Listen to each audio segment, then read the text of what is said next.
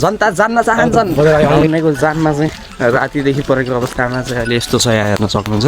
अच्छा हमको सिखा रिया है। आधा घण्टा हिँडिसकेपछि भान्जाको यो भनाइ पनि सुनौ है त। तिमी कता जाने?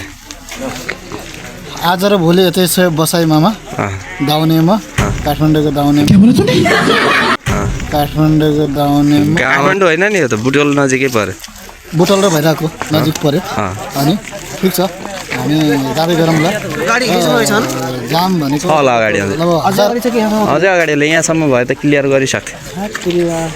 प्रत्यक्ष प्रसारणमा छौँ, जनता जान्न चाहन्छन् यो जाम किन लाग्यो।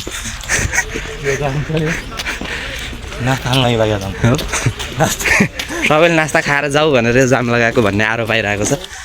पाक्यो ल ठिक छ।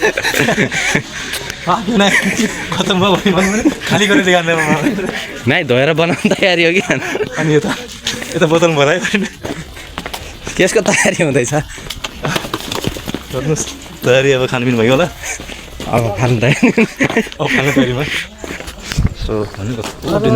दाउनेको यो जाममा के रमाइलो गर्दै पनि निस्किरहेछौँ होइन। जनता जान्न चाहन्छन्।